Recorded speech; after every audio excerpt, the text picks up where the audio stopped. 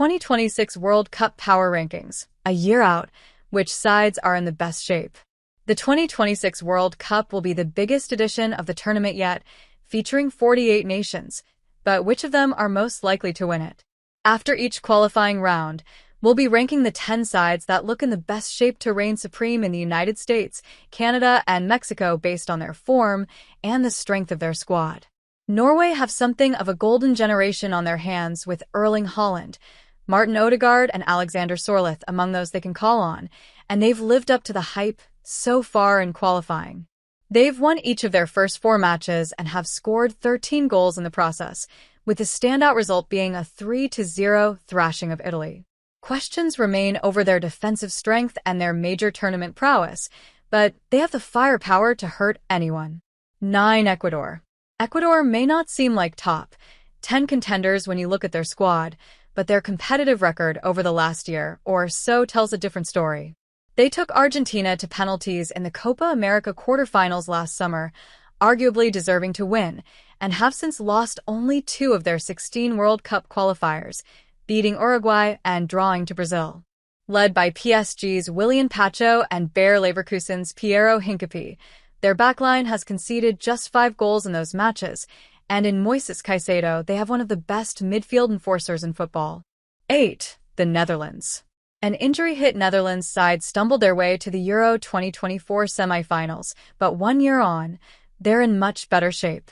They have long had one of the best backlines in international football, and the same can now be said for their midfield with Ryan Gravenberch, Xavi Simons, and Justin Kluivert battling it out to join Frenkie de Jong and Tijjani Reinders in the starting 11 after enjoying excellent seasons. The lack of a top striker and the shortcomings of manager Ronald Koeman are big concerns, but with Orange beginning 2025 with 2 thrilling draws with Spain in the Nations League quarterfinals, predictably, they lost on penalties, and an 8-0 drubbing of Malta in qualifying, things look to be moving in the right direction. 7. England. After losing in the final of the Euros for the 2nd time in a row, England brought in Thomas Tuchel in the hopes that the German would prove as successful in international football as he was at club level and finally win them another trophy, but the early signs aren't great. They may have won their first 3 qualifiers under him, but those wins, 2-0 against Albania, 3-0 against Latvia, and 1-0 against Andorra, were hardly convincing, and they were followed by a 3-1 defeat to Senegal. Whether a largely pragmatic manager is the best fit for a squad with an abundance of world-class attacking talent and no elite center-backs remains to be seen, though he's ultimately one of the best managers in the world, and they have one of the best squads in the world. If the two can click, they'll be a force to be reckoned with. 6. Germany. Tuchel's home country are in better shape than the one he's managing, although they don't look quite as good as they did at the Euros, where they were widely considered to be the second strongest side. They've won only one of their last 5, drawing to Hungary and losing to Portugal and France, with their lack of a world-class striker clear to see in those matches. Nevertheless, they have an abundance of young talent both on the pitch and in the dugout, and both Julian Nagelsmann and his many exciting prospects are likely to only get better in the next year. 5. Brazil. Ordinarily, a side with just 2 wins in their last 5 and a manager who's only just taken over wouldn't make it into the top 5 in such a list. But Brazil are no ordinary side, and Carlo Ancelotti is no ordinary manager. The Italians' first 2 matches in charge, a 0-0 draw with Ecuador and a 1-0 win over Paraguay, were far from spectacular, but good enough to seal qualification. They did make it clear, though, that forming an elite side from an unbalanced and thus far dysfunctional squad won't be easy. However, when it comes to getting the best out of such a squad and navigating knockout football, there are none better than the Italian. As long as he has some talent in his ranks, he can make things work, and with Alisson, Gabriel, Rafinha, Vinicius Jr., and Rodrigo among those to choose from, he certainly does. 4. Portugal. Roberto Martinez's first tournament with Portugal was hardly one to remember, with them scraping past Slovenia on penalties before being beaten in a shootout by France in the last 8. Since then, though, things have been going a lot better. They won the Nations League with a convincing win over Germany and a penalty shootout triumph over Spain, and they also put 5 past Poland and Denmark on their way to the title.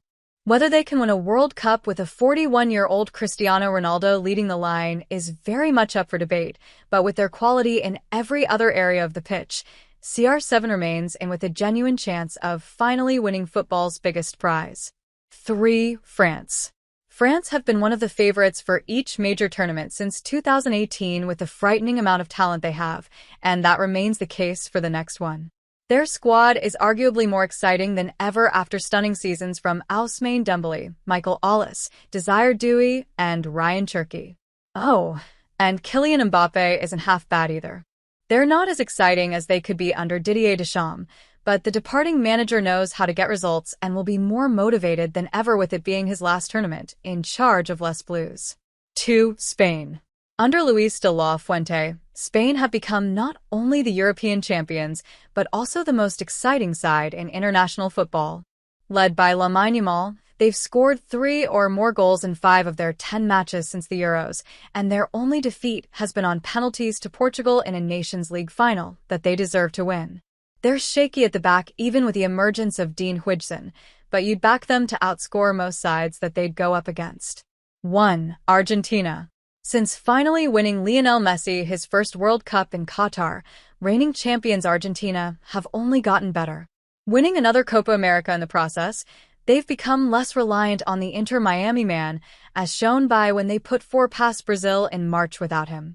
They're a coherent unit with quality all over the pitch and an ability to pick up wins no matter what, and they'll probably still have the greatest player of all time in their arsenal. In short, they're the team to beat.